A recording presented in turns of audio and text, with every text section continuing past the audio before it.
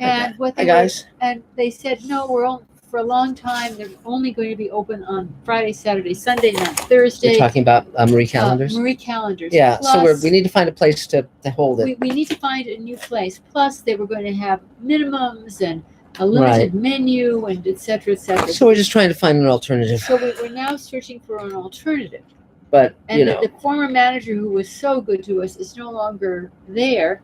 Well, so we're trying to see if he's working somewhere else. Stuff. But we're going to be. How about Patty's? Patty's fell apart for us. Well, I mean, it's possible we could go back there and see what the scoop is. If the manager switched, if the manager changed, he might be. He's probably dead by now, Elaine. Who knows? They have that extra room in the back. I remember, and they have a lot of space. What was happening with Patty's when we were there, which is why we left in the first place, was they asked us to leave. What happened was they said, "Get out of here." Well, that we weren't spending enough money, or we were but we were desperately trying to get the attention of a waiter because they refused to bring on somebody extra. This is all the past. We were in a we don't have. You're asking for too much attention to try and put in orders, and you're not putting in enough orders. It was just a memory. So anyway, so what happened? Catch-22. Yes, it was a catch-22. So what happened was with Patty's is that particular manager said, you have to go. So we walked across the street and found another place temporarily, but then we came back and said, okay, now we've got another place temporarily, and the manager had just been adding up receipts, and he said, we've changed our mind. Yeah. But anyway, but it had been it had gotten to be like a weekly bit of grief. So unfortunately, Patty seemed very good, except for the manager, who should have brought on, just like they did at Marie Callender's, they brought on an extra person who got plenty of money, plenty of tips. We should start the table. Okay, we'll start the table. Hi guys, so it's Mr. Sci-Fi and the table, and but we are searching for a place. So just spread the word. We're searching for a new place. Yes. Where they can have like a side room or a back room where it's not too expensive. Well, we talked to Marmalade. Parking. We talked to Marmalade, which is a place we go to regularly, and they have a very nice back room. But the problem is the parking, because they charge for parking, and that might be too expensive for, I mean, on the other hand, if we just have millionaires coming, that could work just fine. Yes. So we'll see how it goes. So, yay! So hello, Adam. How are you doing, Adam? I am doing great. Great. Well, would you like to start with your turn? Yeah, we can do that. Sounds great. Okay. Because then we won't get confused because you're first in line. Yeah, there we go. There we go. Hi, guys. Adam Sartain here. For those who are new to this whole Zoom thing. Newish. I'm Adam Sartain, actor, voice actor, and associate producer on Space Command. Yay! And I help facilitate these Zoom meetings as well. So things have calmed down this week, which is nice. Good. But not too much. I had a little snag in my podcast, which was there was a week where I didn't put out a podcast. So shame on me. Yes. I know. But I just recorded 2 new episodes, so I'll be able to get the machine rolling again. I've got feelers out to a bunch of new guests. Cool. So, and yet another connection to Rob Paulson. My last guest I just did happens to be the president of his fan club. Wow. Wow, that's incredible. So great. Like, really? Could you talk to him maybe? It's fun. It's good. Good. Yeah, so I have a strong feeling I'll be able to get Rob on my show. Cool. Oh, that's great. Yeah. And then haven't heard anything on Fat John the Vampire Slayer, which is a pilot I did a couple weeks ago. But we'll see. Great. Take time. A friend of mine who was doing a animated feature had written an animated feature. Now he's novelized it, and it's just released that novel. It's called Diamond Dragons. Great. And that's available digitally. There's a couple places. It's not like on Amazon or anything, but it's on like the Rakuten Kobo, the Walmart thingy. Yeah. And a couple other international sites as well. So that's cool. And I got another gig doing another 1 minute history. For those of you who don't know, I do several different narrations for 1 minute history, which is little 1 minute clips of cool little historical blurbs. So got another one of those coming down the pipeline. And I am working on Space Command. We just got the list of backers from Kickstarter, so I'm able to start putting those into our database and other boring stuff. But not boring to me. No, not boring to me either, but like for other people. Let me talk to you about spreadsheets, folks. Anyway, that's Adam's a little low on his own praise, but let me tell you something. He built the spreadsheet for us that has 8,500 individual entries. Cool. Everyone has a first name, a last name, an email address, phone number, and every single individual perk that they got. Great. Wow. That's great. It's not, and whether or not they got it, they were sent it. Whether or not they got it, it's very important to us. Believe me. Cool. Very important to me. Great. Right. Great. So that's it for me for now. Okay. And the most the most important thing I forgot that's coming up. Yes. Shrek the musical. Tickets are available. We open July 9th. It's a virtual musical where the dialogue is done live broadcast via Zoom, and the musical numbers have been pre-recorded and will be broadcast in between each of the so you'll have a musical number that's pre-recorded, and then it'll jump to live, etc. I am starring in it as Shrek. Yay. I definitely wouldn't miss it. Tickets are just $10. Great. DMTC.org. Okay. Tickets. I'll put a link in the chat for that. Great. 3 cheers. Yay. So do we have a Mr. Sci-Fi question? We're doing the simulcast with Mr. Sci-Fi. Yeah. Let's see. Rose Kirby. Hello, Rose. Wants to know the date for DVD of Space Command Redemption, which I don't know if we have a specific date yet. We don't have a specific date yet. We have a general time frame. Yes. We don't have a specific year. Oh, Jesus. Thanks, Dave. Thanks a lot. They're all not true. Next few months. We're getting there. Soon. Yeah, soonish. So great.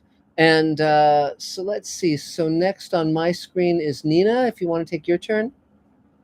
Yeah, hi, everybody. I'm trying to be quiet too, David, because I realize I have a really big mouth. Just talked to Judith. She said to give her love to all of you, and she got through the surgery, and she's actually doing really good. Great. That's great. Great. So she's yapping away already. So Good. But I'm really happy about that. I was a little nervous. And Elaine, she had took the puppy in with her to the operating room. The plush toy. It's not a real puppy. Plush toy, not Yeah, a real please. toy. She wanted to know that. She took the plush toy in with her. Yeah. So it brought her good luck. So. Yes. Because if it was a real dog, she would have come out with the head of a chihuahua or something. We don't want that. I've seen Mars Attacks. She didn't yet. Yes, really. But go. That's great. I talked her into a kitten. Good. Oh, great. Great. Yeah, because so that's good. And I sang in Paris today. That was fun. How neat. And my name's Nina Cruz. I'm an actress and a singer. And things are opening up here, which is kind of cool. So I'm going to a venue. Actually, I have to get off as soon as I'm done. My mother-in-law is not doing well. Oh dear. And she's in an assisted living. So we're going to be driving. I think we're leaving tomorrow morning. So I'm going to finish laundry and do that. We're driving to Oklahoma City. Oh my gosh. Wow. Love her because I would never go to Oklahoma City without her. No. But things are opening up here, and clubs are starting to open up, so that's good. I'm getting invitations, so that's a start. Great. Well, that's great. So anything you need? No, good vibrations. Okay. Yay. Great. Well, 3 cheers. Yay. Thank you for being here, everybody. You're welcome. Good to see you, Nina. So is there another Mr. Sci-Fi question, Adam? Yes, we have a Scott Baker question. Hi, Scott. And the question is, it's been a wish of mine to join the table email and get information on how to volunteer. Sure.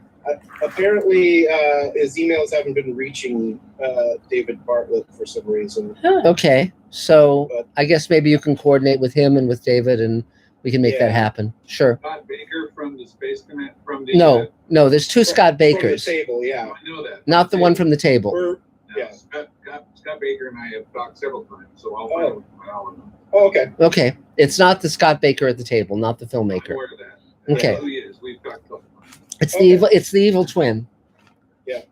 Okay. Good. So is there a question, Adam? Let's see if we get a question. Mm-hmm. No, I don't think we have any questions. Okay. Well, then we'll just keep going. So, David, you're next on my screen. Hey, David. Okay, sure. Yeah, and I'm wearing the shirt you gave me, by the way. If you notice, I'm wearing the shirt you gave me. Yay! Yay! The back of it. It's nice. It's there. Let's see if I can show the back of it. I can. It's hard to aim it. If I can't see the cameras when I turn my back. Jeans, yeah, well, yeah. But anyway, it's very lovely. I promise you. I yes, I just got back from the I can't quite call it a holiday, but I did have a different environment, that's for sure. Yes. I was in Hawaii in the equivalent of Colonel Kurtz's compound in the middle of the jungle. Sure. We'll get to that. I am a filmmaker, a human rights activist, and a teacher and a producer on Space Command. Yay! Yes, we have an adventure on Space Command coming up. We have a little money. Yay! To do some things. Yes. And some of them require staff. Yes. And I will go over that in a minute, but let's talk about myself first. So I started making films when I was 10 years old. I worked on a lot of projects in high school. I worked in low-budget films in Hollywood and very, very big-budget films, both. I worked on Pulp Fiction and Speed and Total Recall and Predator 2 and a bunch of other movies. And I also worked with production designer Jim Cameron at New World Studios with his fiancee Gaylan Bird at the time. And we had a lot of fun building sets with no money and learning how to do that. So that skill has come in handy with me quite a bit in the last few months and will come in even more handy in the near future. Mm-hmm. So if you're interested in doing that, we'll talk about that in a second. So let me see. Then I got out of doing the big films. I started doing independent films of my own and working with other people. And now I have 65 film festival awards. Mm-hmm. So if anybody wants any information about what is needed to be in a festival and go there, I can certainly help you with that. Great. So let's see, a story. I think it's, since the second instructions story would be appropriate, working with Jim Cameron, when you have a piece of wood and a nail, you start the nail and then you put the board up where it belongs and finish the nail. You don't try to do it all at once. So you start the nail a little bit and then put it up. So I was doing that on my leg and I was tapping a little bit like this, and he walked up to talk to me about something. I hit a little too hard, a little bit too enthusiastically, and I went through the wood into the bone of my leg and stuck there. Mm-hmm. So I took the hammer and popped it off my leg and held it up and looked at him like this, and he looked down and he just went and turned it low. So I never got to find out what he had to say to me. Yes. But I did stay on and do 3 films there and worked on some very interesting people that knew what they were doing and some very strange movies that had no money. So that was quite a good experience. So Space Command is now starting to do work with sets too. So we can talk about that now. I am going to be doing a project where we turn the second studio into an entirely functional, spiffy, wonderful filming studio. And I need a lot of people to help do that. So I'm looking for volunteers and for paid people and a carpenter or two to help me do that. And I want to start doing it next Thursday, Friday, and Saturday. Thursday, Friday, Saturday, and Sunday. I'm going to do 4 days, so people that can work during the week can have an opportunity, and then people that work in the weekends can have an opportunity too. So if anyone's interested in doing that, and again, there are some paid positions, there are some volunteer positions, and a couple of carpenters. All we're doing is moving things around, but it requires a lot of thinking and figuring out, how that's going to go. So anyone that wants to help do that will be greatly welcome. My email is davefilms@hotmail.com, davefilms@hotmail.com, and I'll put it in the chat here too. You can check me out that way and get in touch that way and help out. So I think that's kind of about it for that. Cool. The Space Command is right around the corner from filming a bunch of things. Where we're making the studio into a really functional area. We're going to shoot 7 or 8 scenes in there with a number of different sets, which are all going to be a lot of fun. They are what we call the Earth design futuristic sets. They're human design scenes in disembarkation points and cafe, and there's a hospital scene, there's an observation scene, there's all different kinds of scenes like that. Orbiting space station. We're going to shoot them all in Pico Rivera. So, give me a call about that, or email rather, and I'll get you hooked up. And the third thing is the table email. Now, if you are interested in getting on the table email, you can talk to me, and I will get you set up. All you have to do is email me. You will need a full first and last name with an email address. We can have nicknames and things like that. Numbers are fine. We need full first and last name and some kind of email extension that is not Yahoo. For some reason, Yahoo is not our friend. So if you can do that and send it to me, I'll get you set up. And if you have any problems with emails like Scott Baker does, we'll get that set up too. I'm not sure why we're having issues still with that, but we'll get it figured out, because that's what we do. And I want to get everybody in touch because this table email thing is really cool. Over 2,000 people in a networking site, and you can go and tell people what you're up to, and they can offer to help you, or you can offer to help them. And it's a very, very powerful networking thing. I don't know how many people have worked on Space Command at this point, but it's in the hundreds. Mm-hmm. And they've all been through the table email.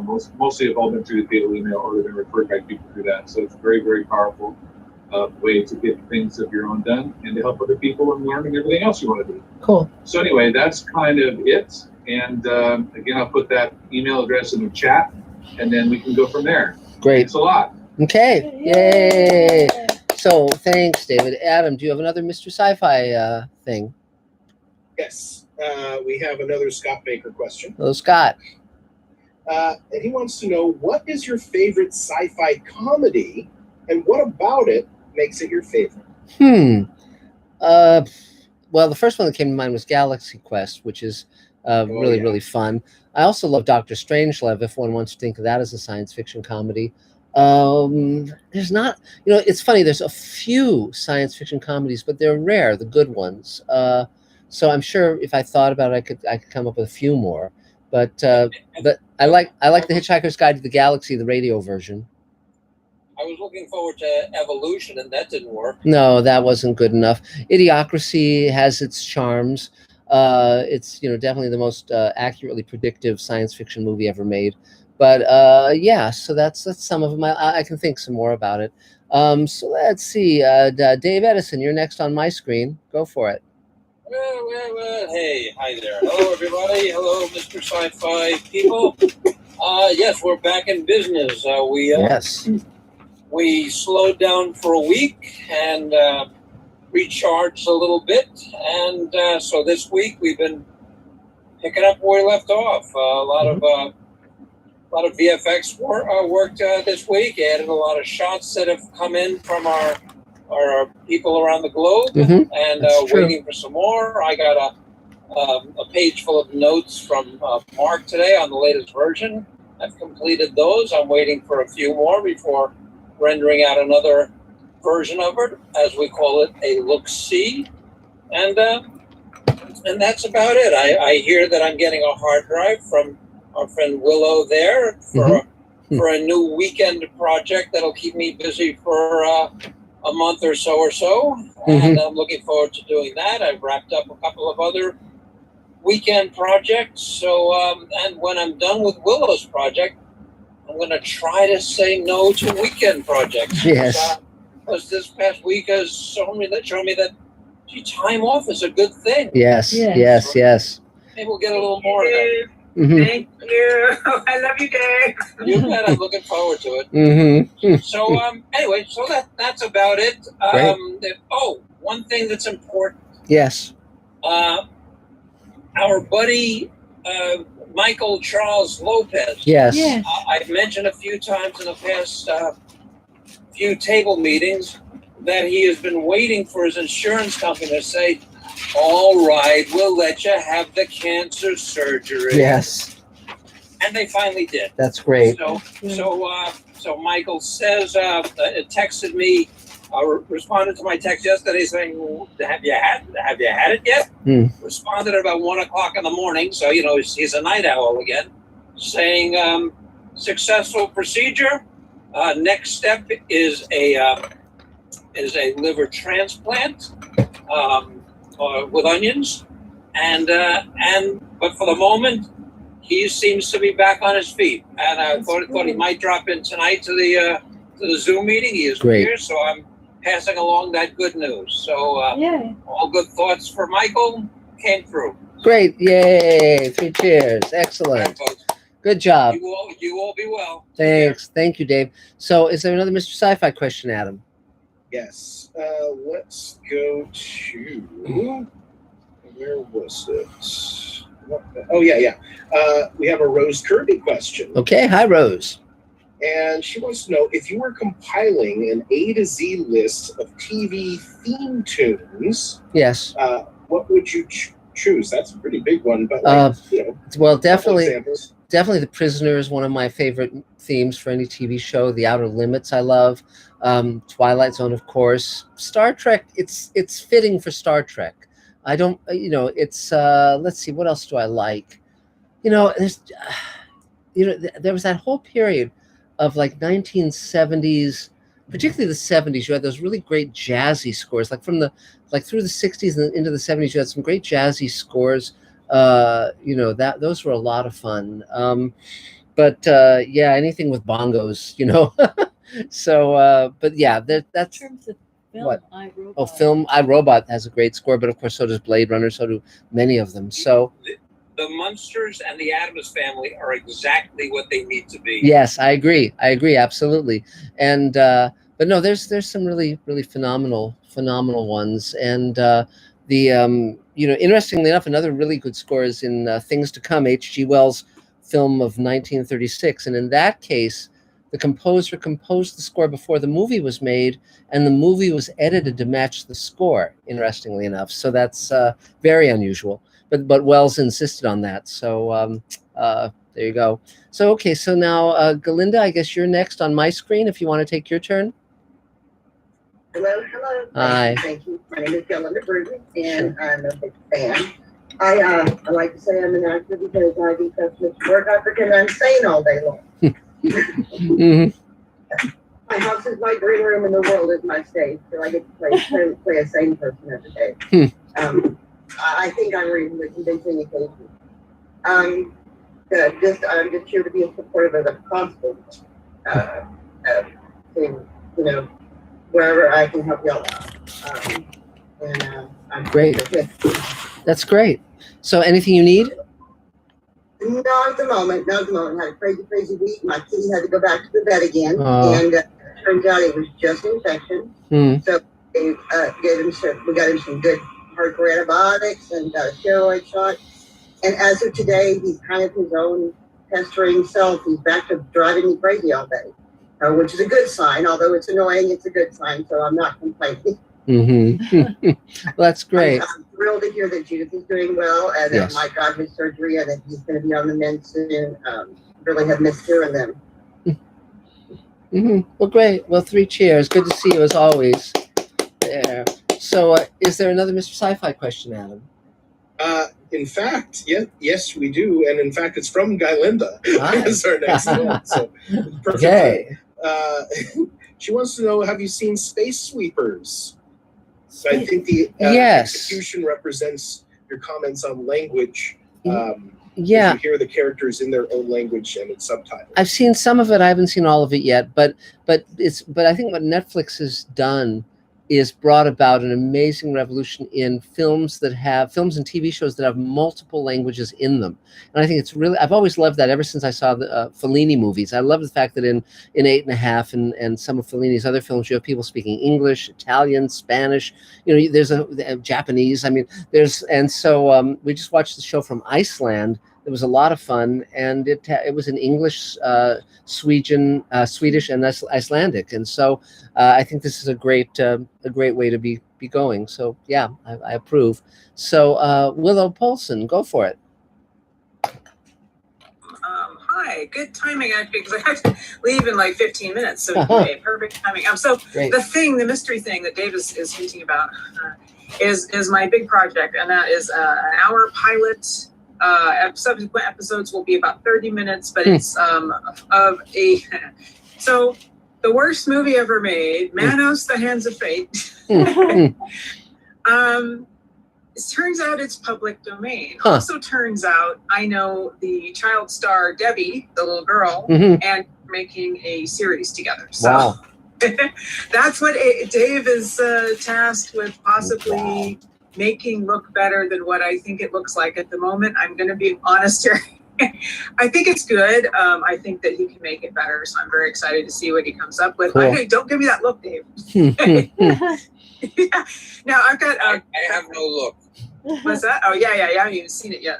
The footage is on its way there. Hopefully Saturday. So two things I can use actually is still a rep. I supposedly have a rep. Anyway, I can use a rep. Manager or agent would be lovely. And then also possibly better distribution than I lined up. I have some lined up. It's not fantastic. Any suggestions for where to go with a series like this? That's part of why I'm doing the pilot as an hour. Yes. So that for distribution purposes. But this won't take anything under an hour. So you're saying like a sales rep specifically? Is that what you're looking for? Well, I'm ideally a rep for myself. So an agent. So is that for me, but also for the show too. I see. To get it in better eyeballs than what I can get it with my current distro guy.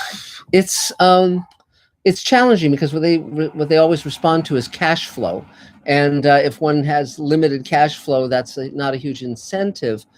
But that said. Let's see where to start. Some of the now, where are you located, Willow? I'm sorry. Where are you? I'm just in Northern California, so I can get to LA for good. half. Well, some of the conferences over the next few months will be opening up, and there are television conferences where you can meet the executives, the agents, et cetera, So it's something to keep an eye out for. Any Zoom classes, anything like that. And I personally find that meeting people, even on Zoom, can be incredibly useful. And I mean, Elaine's being read by Bradley Cooper's development guy now because there was a class where he talked and we insinuated ourselves. It's sort of putting yourself in other people's shoes and thinking, okay, what would be an incentive? The incentive is never or almost never the quality of the work. It's what's going to work for them. What advantage is it advantageous to them? And so, but on the other hand, you never know. Sometimes it can be some weird fluke where you have something in common with someone. You grew up in the same neighborhood. You both have like vestigial Siamese twins growing out of your shoulder. Whatever, anything. It can be anything. Yeah, you never know. But the thing is, reading the trades can be very, very useful because like Deadline, a lot of this stuff is like a lot of it's free online or minimally a minimal expense because whenever they talk about sales, they talk about who's selling what, the managers, the agents, and that can also guide you a little bit because if there's something where someone clearly has an affinity for a certain subject matter, that can be very, very useful.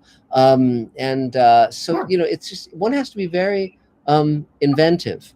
And that can really help, so. Yeah, and I shouldn't just, absolutely come out of the gate complaining about my own material. I mean, but we did it for $6,000. So, I mean, it's $6,000 worth of material. And I think we actually did some amazing stuff with that budget.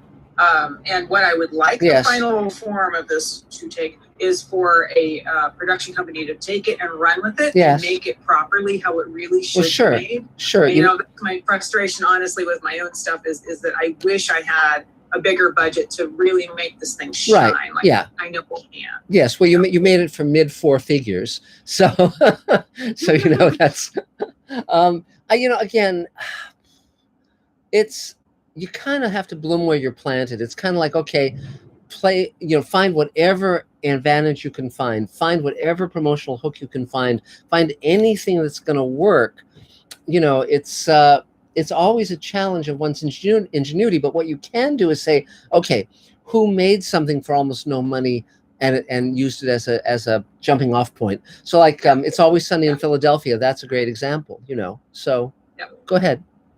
No, that's exactly right. I mean, that's part of why I did it, how I did it, just to do it. And as proof of concept, as a sales tool to, showcase, I'm a very new director. So this is, part of jumping in the deep end of the pool for me as a director. And that went really well, actually. Oh, great. Oh, great. That's great. But again, really start, for all of us, it's very important that we have our radar out for who we want to advise us. And ideally, it's people who have succeeded at what we want to do. I've spent my whole career seeking out people who can advise me. And it's remarkable. I mean, it doesn't always work. Sometimes people are not on the same journey you're on, so what they advise won't work for you, or vice versa. But I found that it's given me a lot of guidance in my career. It's always helpful to backward engineer, and you find people who have represented that kind of project, people who are into these, fresh new voices. Yes. And you also find people, you find product that is like your product, and then you see how that got made. Yes, but also podcasts are a great way to ask nosy questions of people. The Twilight Zone Companion was a great way for me to interview a whole bunch of people, and the new book Greenlighting Yourself also allowed me to reconnect with J.J. Abrams and Guillermo and all these other people, Neil Gaiman, because I knew stories that they had told me, and I wanted to verify that I got it right. And so again, it allows you to pursue areas of inquiry. So I think that can be very, very useful. I keep saying that if one wants a really good agent, one should do a documentary about agents, and that would allow you to talk to a whole bunch of them. And because again, it's almost like dating. It's like you find the person who's on your wavelength, and that takes a lot of trial and error because most people won't be. And but when you find that person who's really on your wavelength, it can change everything. It's amazing. So that's fantastic advice. That's very helpful. Sure. Okay, great. Well, 3 cheers, Willow. Yay!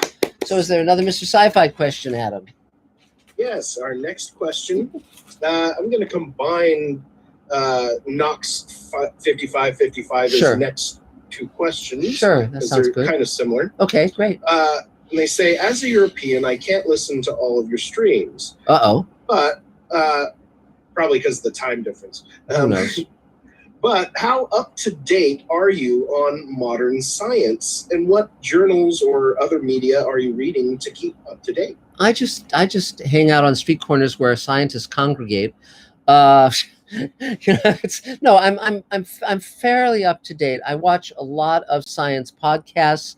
I'm not, anytime it's anything about astronomy or biology or any number of things, physics. I mean, I'm pretty knowledgeable about all that stuff, and I have friends at JPL and NASA and SpaceX and so forth. So, I make it a point that, but when you're writing science fiction, you really have to pick and choose, because it's sort of like, okay, how much do I want to bend the rules? Because, you can't, on a low budget, you certainly can't have like 0G or things like that. So you have to find workarounds. And,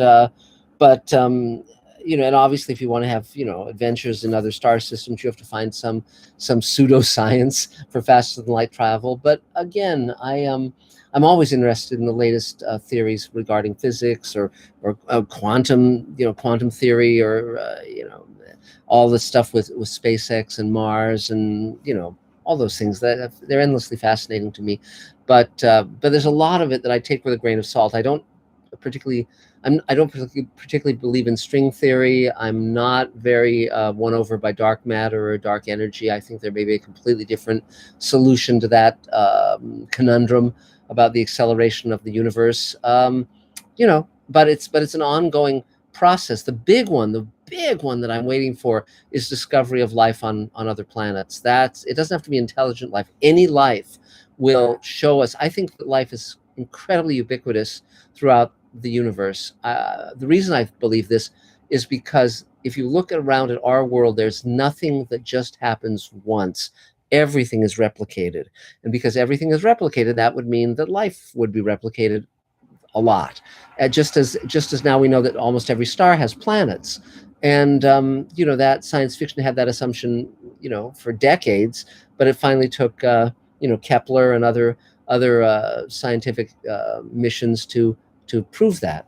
So I think life will be every bit as widespread as planets, but we just have to find the first one. So that's my little speech on all of that. So now Willow said, which we caught her, that she needed to leave early. Does anyone else need to leave early? Raise your hand. Okay, you do, Adam. I don't. I'm just like demonstrating. You're just showing what raising your hand looks like for those who don't know how to do that. Yes, I understand. Okay. Literalists. So please continue. No, I'm done with my little thing. No, I mean, like, as you. How about people who would like to leave early? How about people who would like not to be here at all, who would prefer not to have arrived? So Thane, you're next on my screen. Go for it. There you go. There we go. Yay. Good evening. Fine day here today. Had to make a trek to Santa Monica and back. The dancer in my life went to observe Reed Olson's class today. She's no longer able to dance, but got her over there and back. Mm-hmm. It's such a beautiful day everywhere. It's been a pretty busy week.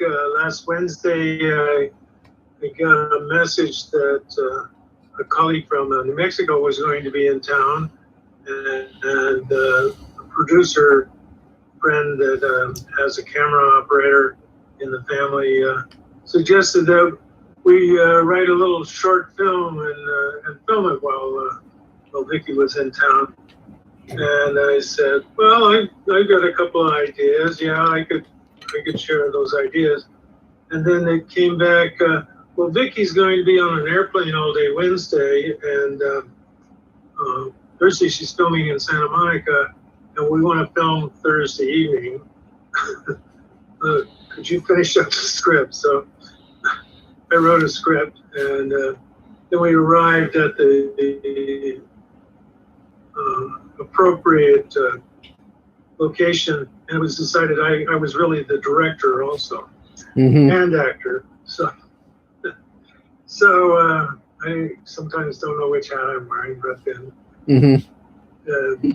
and it was a lot of fun. I think we got a 2 or 3 minute piece of material that we can share around. My manager has been after me on a semi-regular basis. When am I going to get some fresh footage? And since nobody's paying me to get my fresh footage, I follow the lead here and greenlight yourself. And so that's moving through post at the moment, and hopefully in a couple of weeks we'll have something to share. Great. Meanwhile, I'm glad to see David Bartlett's back in town. I have a variety of prop materials that I'd like to share with him. Great. Including a large bag of pill bottles that I've been saving up over the years for the hospital. Cool. Oh, great. And some plywood and a variety of other things. So great. Make it out to the far side one of these days in the near term. And, cool. Meanwhile, my one-man show keeps clicking along and starting to come together, and hopefully early in the fall, we'll actually put it on stage. In terms of needs, like every actor, we're always looking for the next opportunity. Yes. And I think the wisest thing I've learned in recent times from this group is when they're not asking, start delivering yourself. And sort of like talking to yourself. That's one way to get the answers to the questions you want to hear. Yes. Yes. Well, we really appreciated your stepping in to shoot that scene for Space Command. That was really helpful thing, much appreciated. So, you know. And I'm looking forward to the prequel part of that, and how did we wind up in that position? Yes. Yes. And the sequel part of how do we get out of that frozen state? Well, there you go. Yes, absolutely. And we're moving full speed ahead on all of that. So it's going to be a very fun few months. So anything else you need? No, I'm in pretty good shape. I am looking for some kind of an assistant for my friend with Alzheimer's.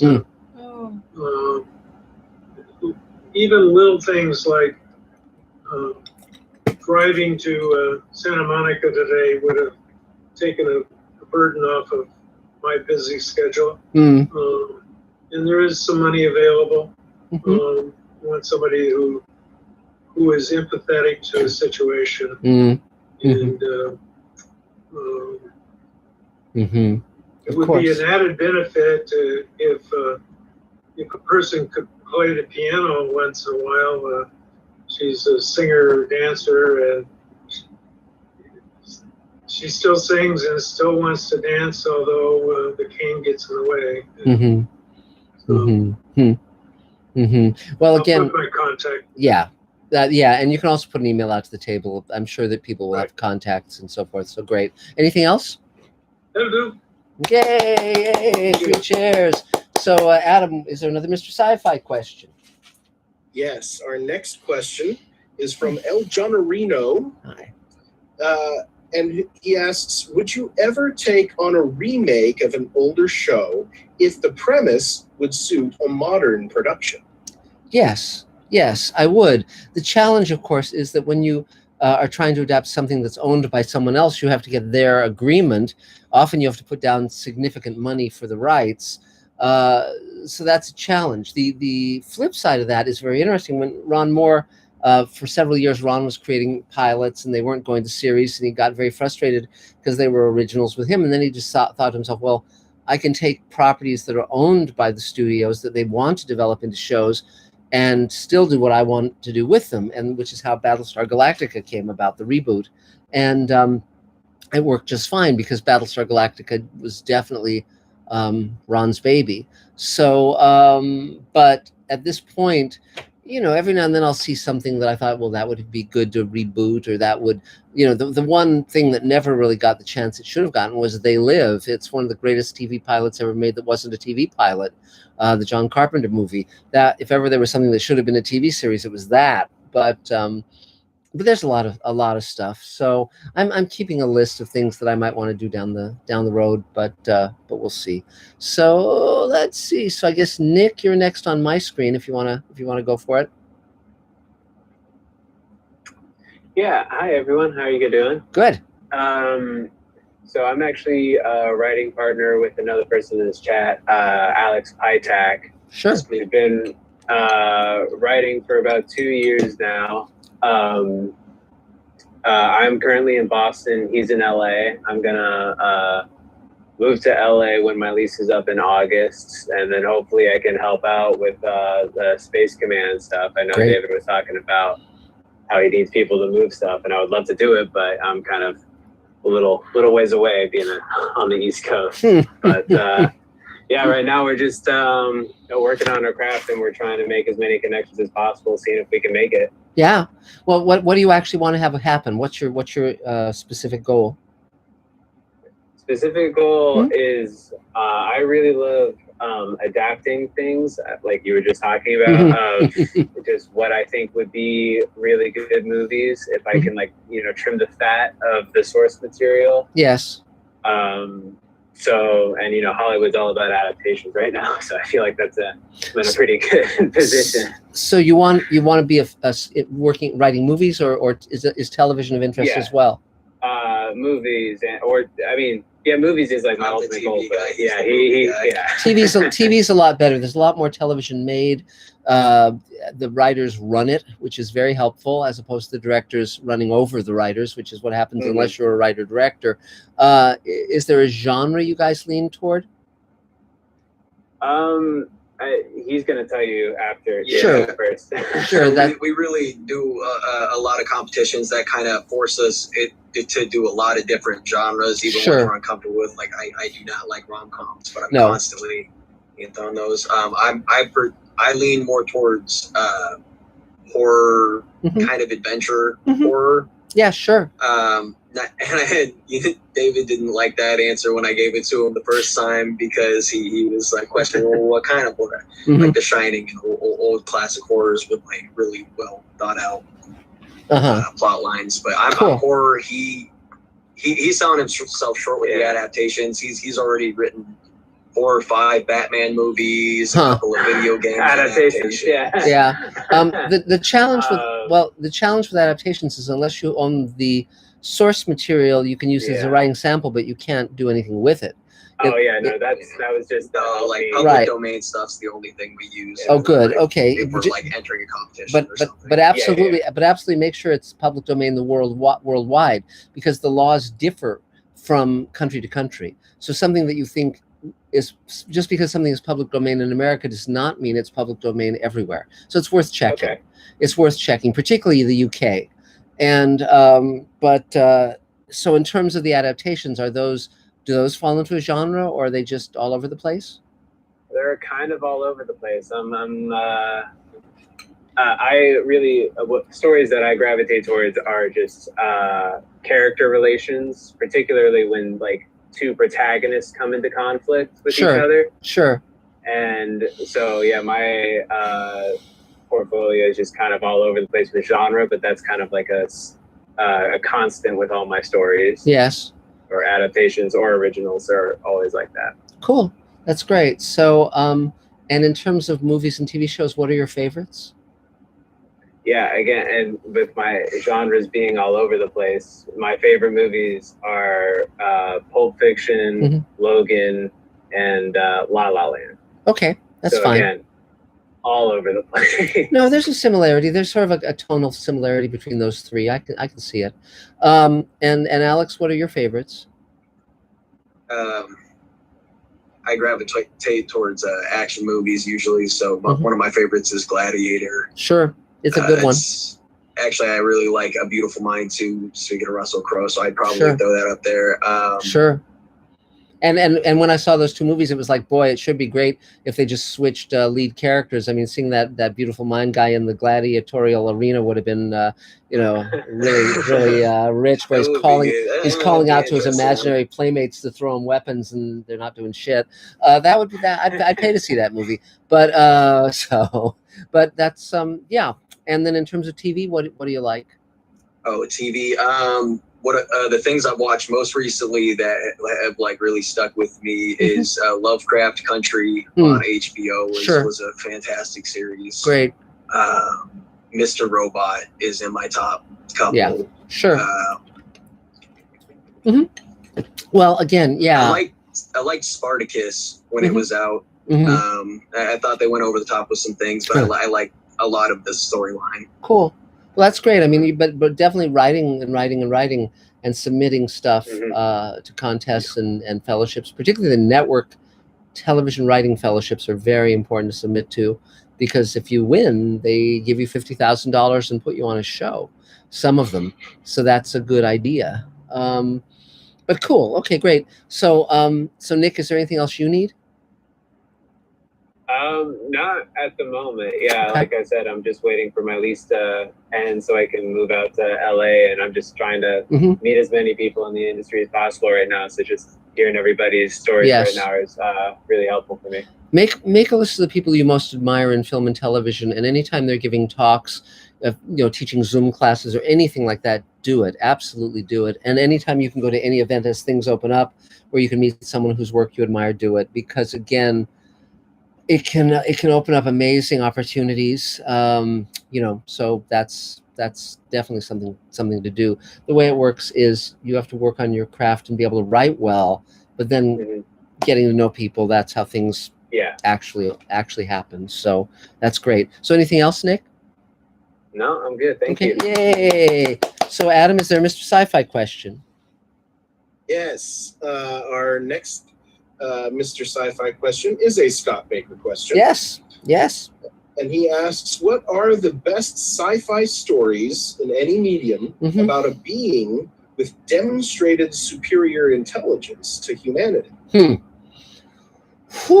Well, 2001: A Space Odyssey with Hal is pretty good. There's, let's see, The Arrival's kind of interesting. It's an acquired taste. And defining what's a superior intelligence, whether a computer or an alien, is an interesting question. The fun part about writing aliens is coming up with something that's, John W. Campbell, who edited Astounding Magazine, what he wanted from his writers was an alien who thought as well as a human, but completely differently from a human. That's a very interesting challenge. And I wrote a script called Fugitive Space that we're going to be making as a TV show, and that has aliens in it who are very different from humans. And it's going to be great fun to have them come to life. So, So Alex, are you still there, or did you sign off? I just see your name, because I was going to take your turn, but we can come back to you shortly if you're not there, if you've gone off to commune with your spirit animals or whatever. So Carol, you're next on my screen, so go for it. Thank you. So David Edison and I are wearing our Tonight shirts. We always coordinate our costumes together, and David. So thank you for remembering. Mark and Elaine, thank you again for this. It's the only time during the week I can take a deep breath and get good feedback. I'm in 7 careers, and my head's spinning. So this is it's really important when I get here. I don't know what I'm going to do about when we go to the plays, but we'll cross that bridge when we come to it. All right.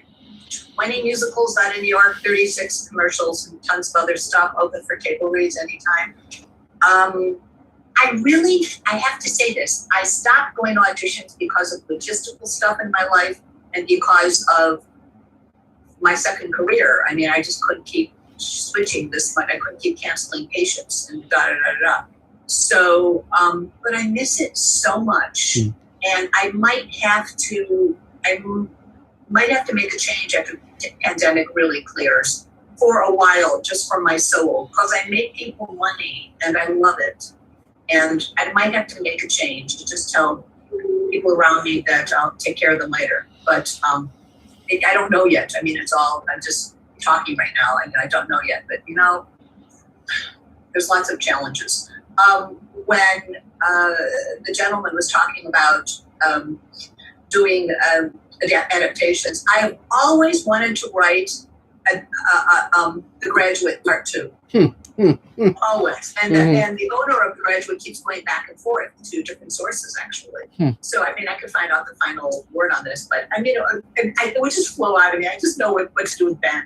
It would be, I've always wanted, it sounds so much fun. And I think people who saw it back then would like to know if Ben went into plastics, So, it's just a thought. Yes, this literary manager, I'm not going to use this as a therapy session. But is it too much to ask to have your phone calls when you call twice a month be returned?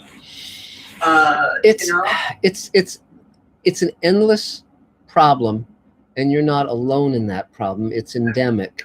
That's why I often talk about creating a management company where you just find someone who's good on the phone and you set up your own management company, and then you just, split proceeds with them or whatever, because it's less irritation to simply have someone that you even hire for $15 an hour or something who's responsive and can reach out to the people you want to reach out to or whatever. You just have to find someone who's really, really good on the phone and unstoppable, but That's interesting. You know, yeah, but again, you know, the agents are. I mean, when you think about who would want to be an agent, the kind of personality that would want to be an agent, you know, it's a really crappy career in many ways. I mean, you're constantly getting bitched at by your clients. You're constantly getting disrespected by the buyers, and there's, you know, and the landscape's endlessly changing, and the rules are endlessly changing, and the client never seems to understand that if they're not generating any money for you, why should you give a shit about them? So it's, you know, it's a hard one, and particularly when you get to know people at the top of the food chain who are earning tens of millions, if not hundreds of millions of dollars, you see why their reps are fairly responsive, because they're generating millions of dollars for the reps. You know, it's very tricky, and I don't have a solution for it. I just know that, you know, I think the more one gets focused on what am I trying to accomplish and how can I accomplish that, what's the most direct route to it, because now with self-publishing, with the internet, with all these wonderful tools we have at our command, sometimes it's like, don't try to get intermediaries, try to just get to the end result. The only way you can build a career in the arts is by having a direct relationship between you and your audience.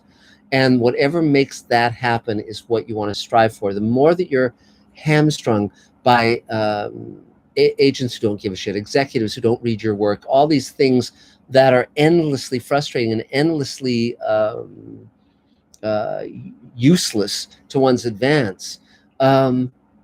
If one can say, okay, is there a way to just skip over all of this and go directly to what I actually want to have happen? That often is liberating, because it simply means that you're not having to jump through the hoops of people who really are not worth winning the affection of. So if that makes sense. I mean, many of us have met agents and managers where if you really step back and said, are these really complete human beings?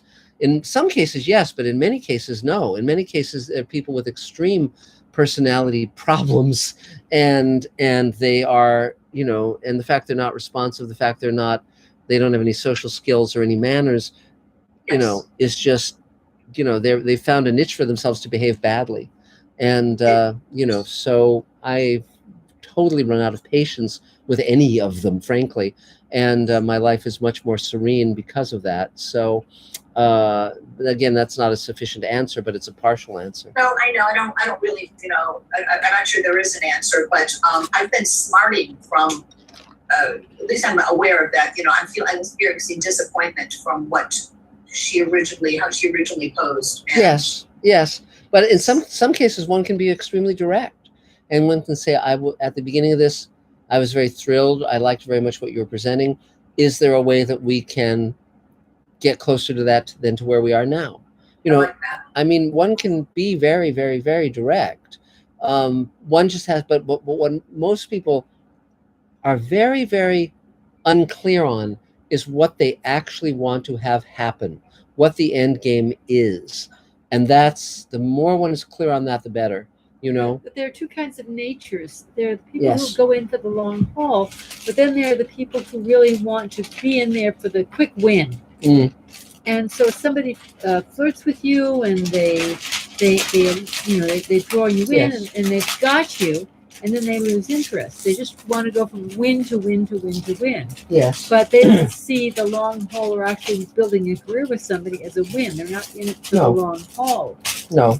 So when I was in Israel, it was interesting, because there were people who wanted to start kibbutzim, but they weren't very good at maintaining it. And the people who didn't have that fiery personality to start it, but they were the long haulers, and they would be in for the long haul. Yes. So some of it is to see, you know, so it's easy to be deceived. And again, what Elaine is suggesting, Carol, is that you move to Israel.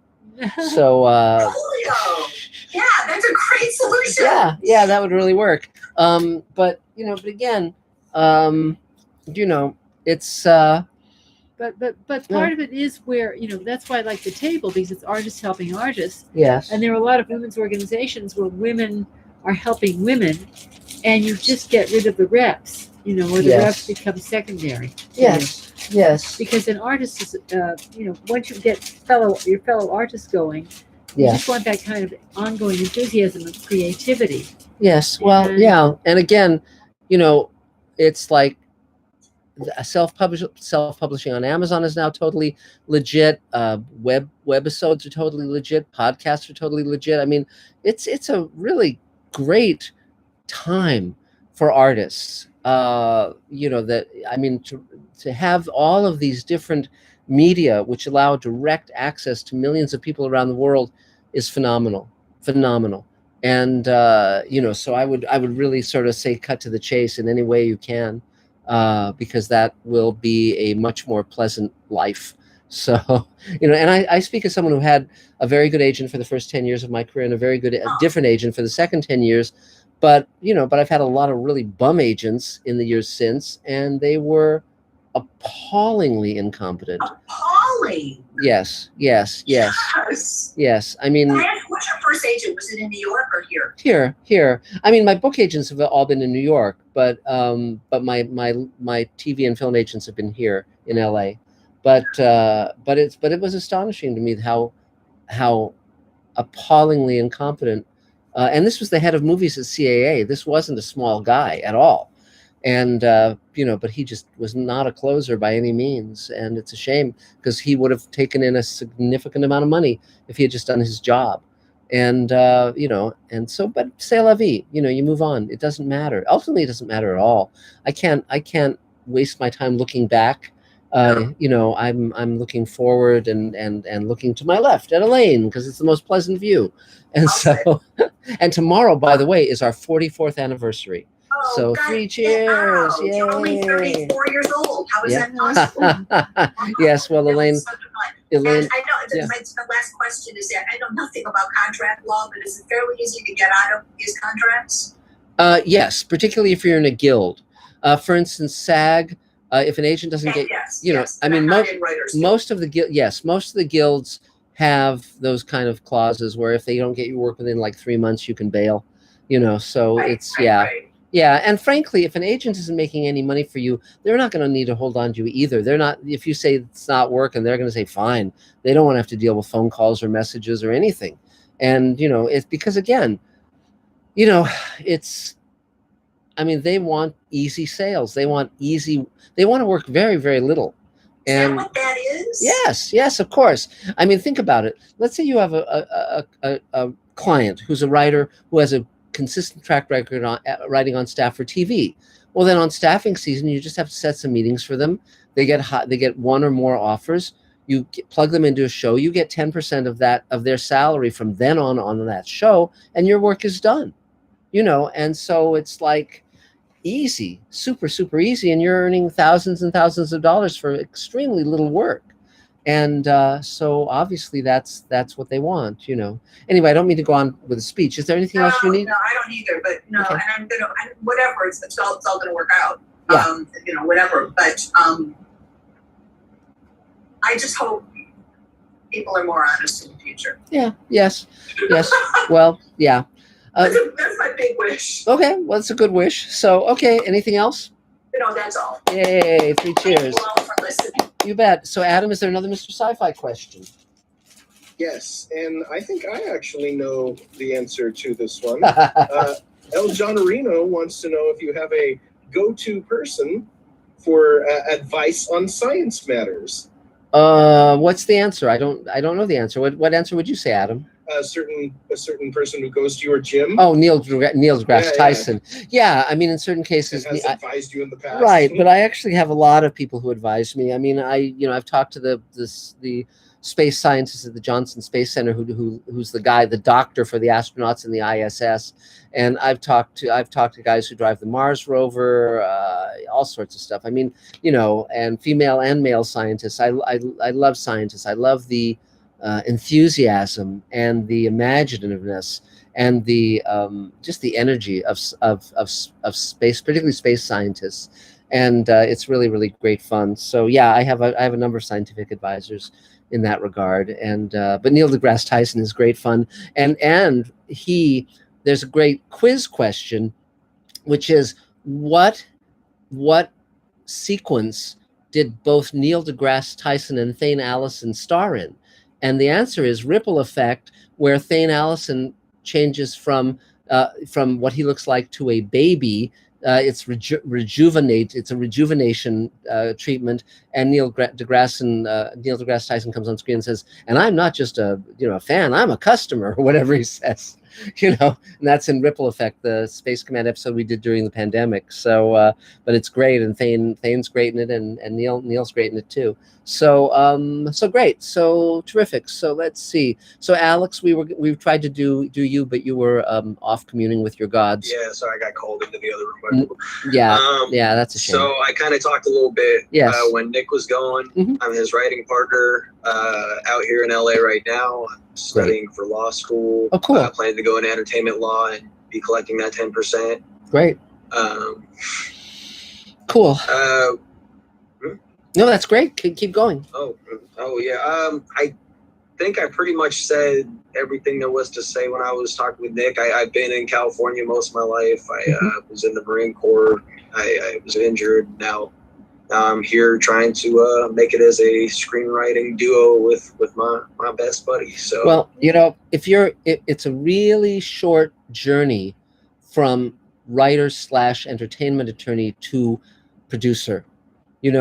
that's what I want. Right, because and again, the more one takes responsibility and the more one pulls together the elements, the better. Because once you start making stuff and putting it out into the world, you're creating a body of work, and that allows you to create a fan base, and it's and it's real. I mean, making stuff is real. Constantly pursuing other people to wave their magic wand can just wear you down. And I'm not saying not to do that, but I'm saying the more you take power in your hands, the better. So that sounds like a very good career path to me. So do you have any questions? I actually did have a sci-fi question that me and Nick have debated, and I once had an 8-hour discussion with my girlfriend about.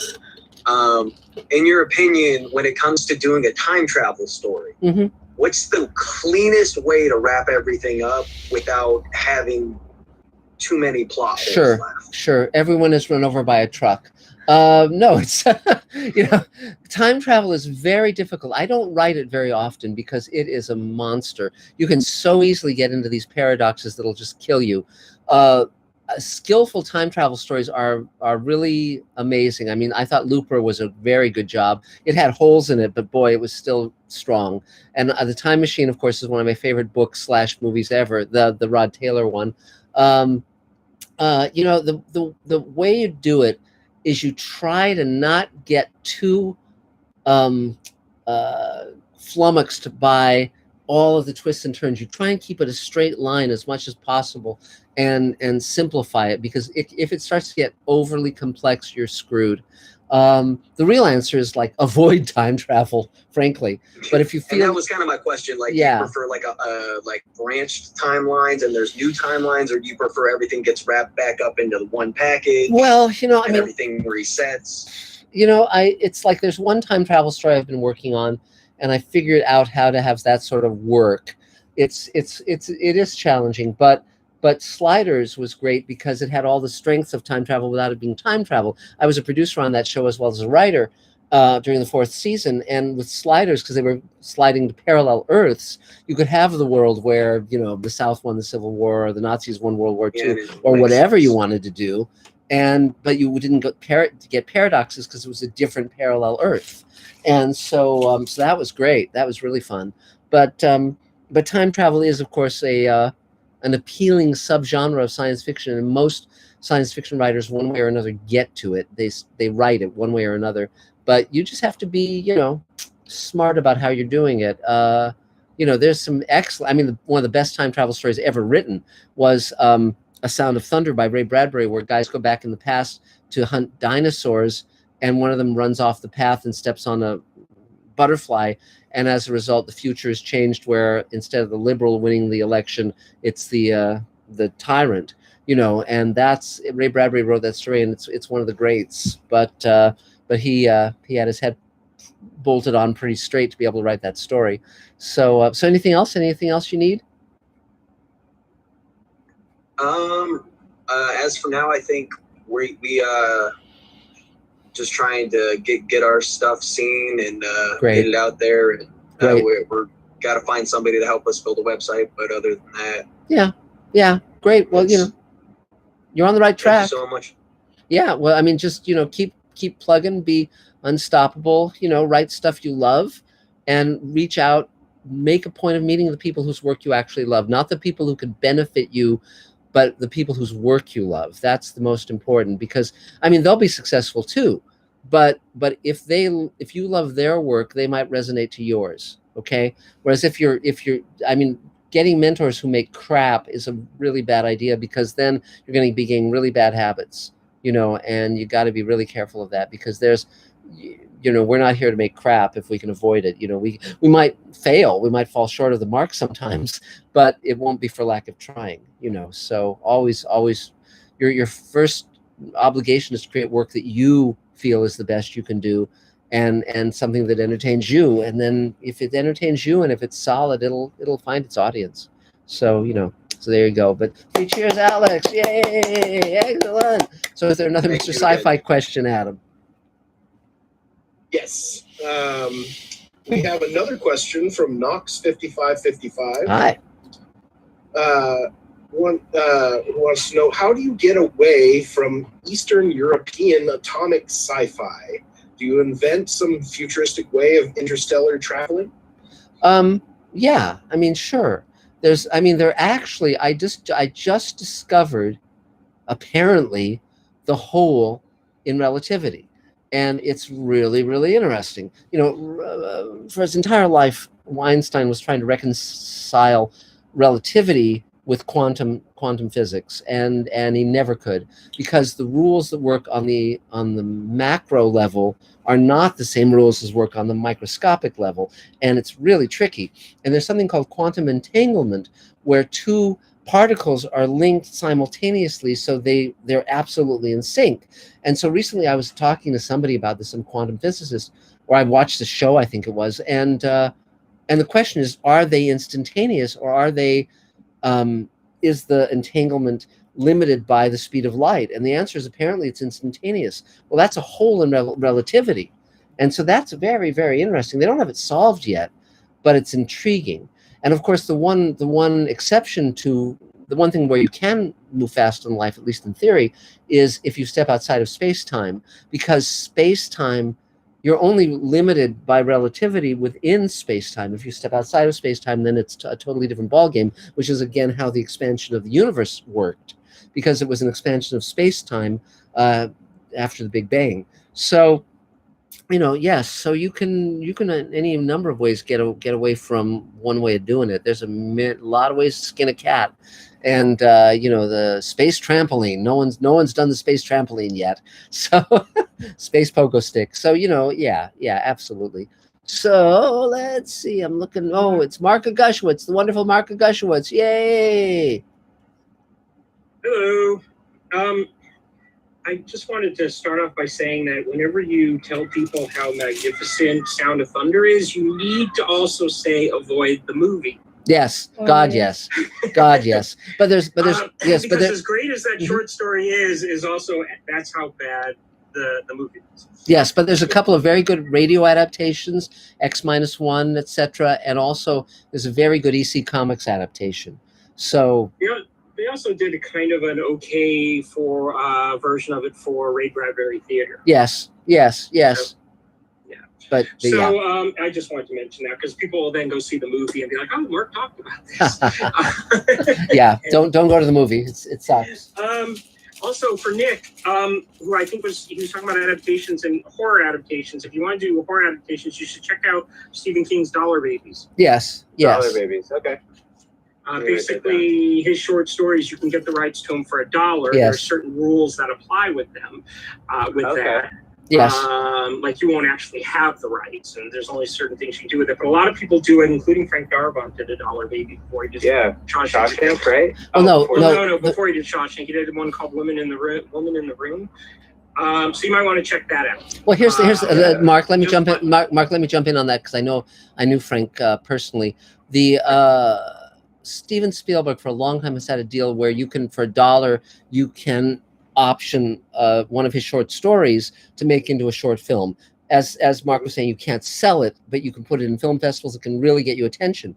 So Frank Darabont, who was a set dresser at the time, optioned one of one of Stephen King's short stories that way, made it into a short. Stephen King liked it, so then Frank went to Stephen King and said, "Can I option Shawshank Redemption and as a feature?" And Stephen King said yes. And then he went to Castle Rock and sold it, and that was the beginning of his career as a writer-director. So that's how that worked. Because again, when we talk about impressing people, if you impress certain people, you can go very, very far. And Stephen King is definitely one of them. So, but go ahead, Mark Gushewitz. Okay, and I also wanted to throw my opinions into the thing with the theme songs, because to talk about great theme songs and not mention Barney Miller or Sanford and Son, I think is a travesty. Those like just such amazing themes. Yes. So I just wanted to mention those. Anyway, and also a good time travel book is Stephen King's 11/22/63. When it comes to filling in the holes, he does a really good job with that. It's good. So anyway, for people who don't know me, and there's quite a few of you here, my name is Mark. I am an editor. I've been pretty busy lately working on a project that will play on the airlines for an old client who came back to me. But more importantly than that, I am finishing up a short film, which I just got some sound to listen to today, but I haven't had a chance to do it. But we're probably going to be done with that either next week or the week after the film complete. Anybody who's been listening to me talk about this for the longest time, I'm sure it'll be a relief because they won't have to hear me talk about it anymore. And I'm also putting together a website / podcast, which I'm going to officially release a week from tomorrow. I've been begging people for ideas for names. We've settled on Underexposed Cinematic Treasures.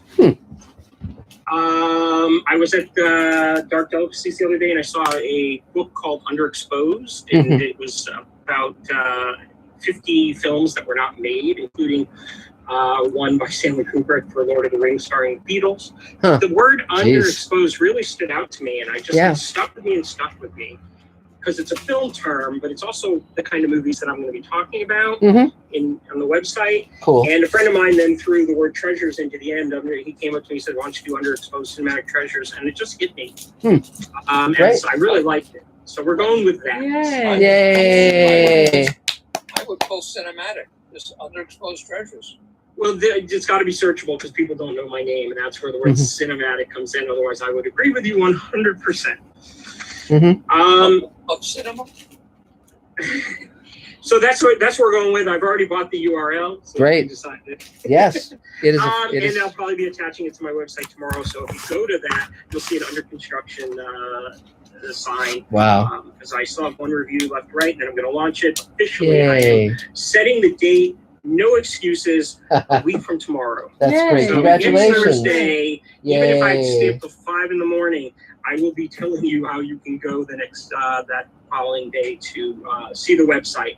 And then my first podcast episode will be up 2 weeks later. And it's almost like it was destined because one of the people I'm going after is Del Howison, who runs Dark Delicacies, which is like the #1 horror bookstore in the United States. He's a nice guy. And if he's my fourth guest, which is the way it was planned, and I do it with this calendar, he will come out right in the middle of October, which is Halloween, for the guy who runs the #1 horror bookstore in the United States. And then, Mark, I'll be talking to you about maybe coming on for the November episode, which will be my birthday episode. So, that'll be fun. So that I'm real excited about that. It's I was stressing out last week. I was stressing out. Oh my God, it's not coming out. Am I not getting it out fast enough? And I was just really down on myself. But the minute this name clicked and I settled on it, it was like a weight off my shoulders. Now it's definite. This is what's going to happen. If you want to know about unseen, underseen, misunderstood, or movies that just deserve to be revisited, you go to my website, where those will be my opinions and movies that I think belong there. And then when it comes to my podcast, that will be my guest's choice, which basically means I have no say. And so they can choose a movie that I absolutely hate, and we'll talk about it just as long as they love it. And so far, I've had this guy, I call him Tom T because I can't pronounce his last name, who's been an animator in the business for 40 years, has actually worked on some of the stuff that Mark has worked on. And then I have Joseph Doherty, who's a table member and was the showrunner for Pretty Little Liars. And then my third guest that we've already recorded is Rob Paulson, who was Pinky from Pinky and the Brain, Wacko from the Animaniacs. And so it's real exciting. And we're going to talk about the movies they chose. And I even got Pinky to weigh in on his Underseen movie at the end. He came on, he did the voice for me and everything. It was a lot of fun. Wow. And no, Adam, I haven't forgotten you. As soon as I'm just waiting until I get everything on my end done before I can approach these people because I'm just so concentrated on all this stuff. It's all good. I've got his fan club president trying to reach out to him too. Cool. So we're attacking him from all sides.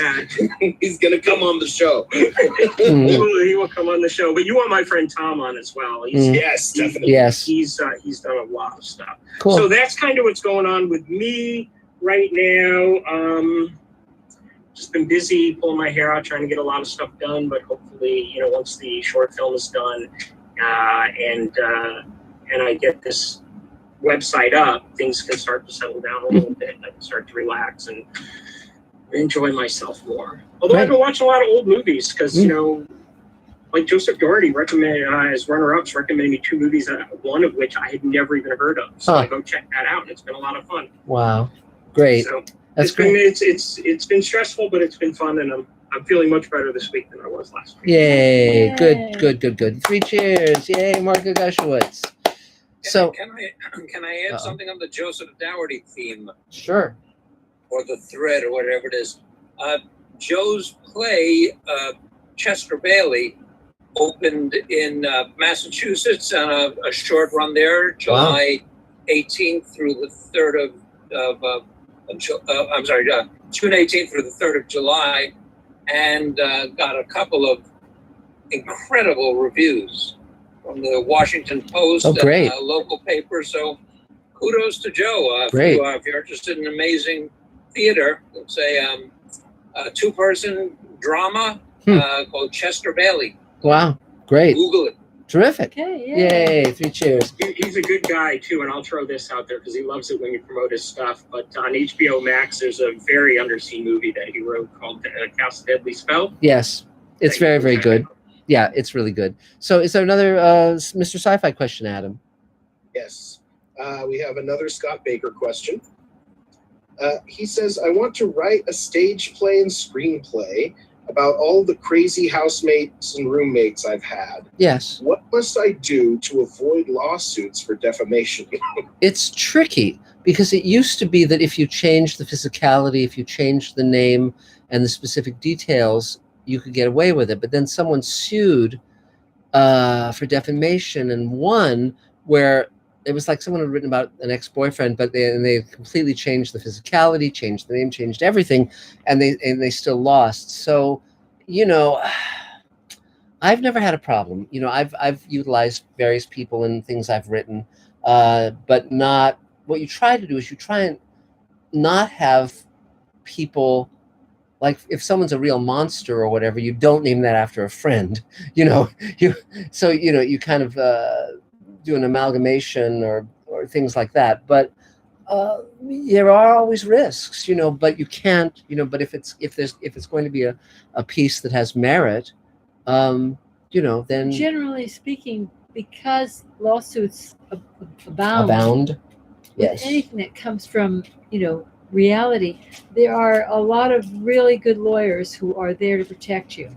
So much as I hate to say jump to a lawyer, there are lawyers who practice law just based on this. Yeah. And it's often good to get a referral and just talk to somebody. But again, what you probably should do before that is just write the thing, get it out of your system, see what you've got, and then see if there's problems with liability. I mean, it's just a good idea. So, okay, cool. So let's see. So actually, Marilee, I know you've been here for a long, long time. So why don't we have you chime in, and then we'll finish off with Cherry and Satya.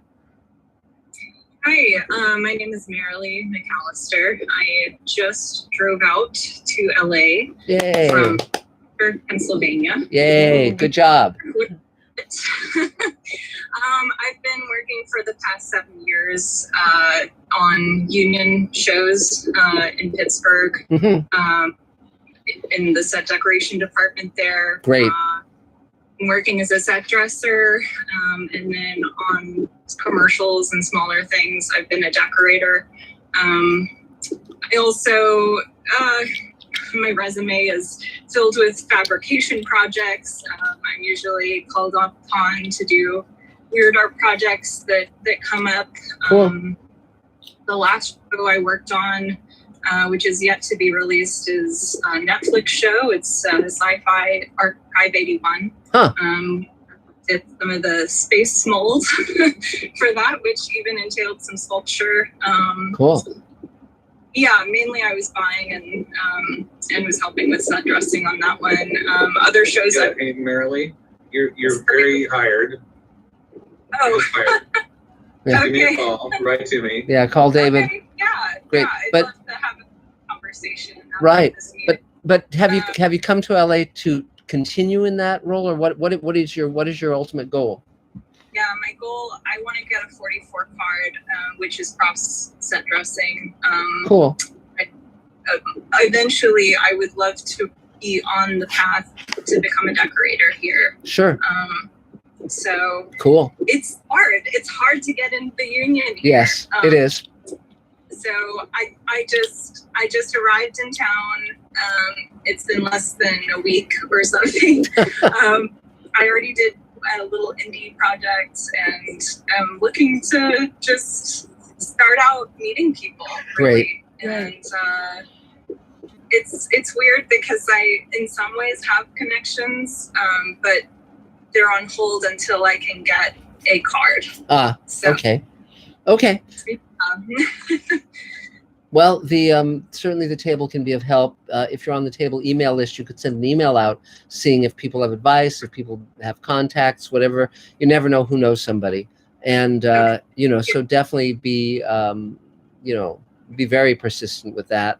And one of our friends is working on For All Mankind, and that's Ron Moore's show. And I certainly could connect you up with him to at least have a conversation. He's I think he's best boy on that show, but I definitely could have a conversation. So and see where it leads. But is science fiction your favorite genre, or is that what you most like? So that just happened to be the last show that I was working on. I worked on Mindhunter, which is the David Fincher series. Yes. Black Bottom, which was really cool. 20s and was up for an Oscar nomination. Wow. But really, I do love working on period films. Or just, gosh, I love the specificity, I guess, of working on the larger shows and just geeking out when it comes to history. And, yes. Yeah, it's cool. It's so well, good. But nice to meet you all. Yeah. I actually I drove to the Marie Callender's. Oh no. And I was the only one there.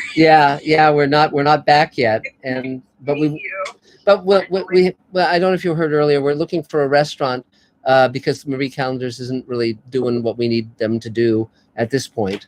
So we'll be doing live stuff very, very soon, and but definitely any event you can go to with anyone who's doing work that you love. I mean, honest to God, it's a really good idea because particularly, with period pieces and with science fiction is the same as a period piece because you're creating a period. It's just a future period, So again, it has to fit a certain aesthetic, and I mean, there are a lot of different aesthetics in science fiction, from steampunk to the future noir and all sorts of stuff.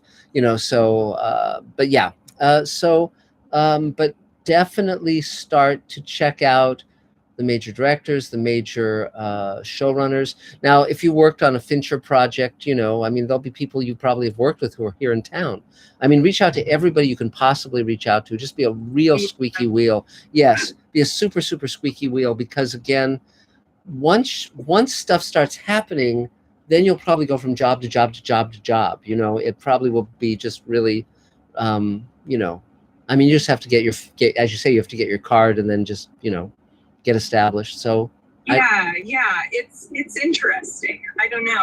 I've been offered PA gigs, but we'll see. I've known that's a way of starting all over. No, you don't have to. You don't have to. Do you have a good design book?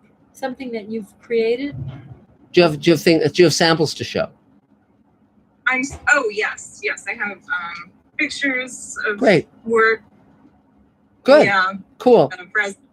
Sending that out every day. Yeah. Well, definitely, you can meet up with David and he can hip you to what's going on with our studio, because we have a lot of stuff coming up. And but also, absolutely use if you're not a member of IMDb Pro, you absolutely should be, because what you can do with IMDb Pro is you can click on every single person you worked with and see what they're working on now, and you can also see where they are now. And obviously, a lot of people have Instagram, a lot of people have LinkedIn.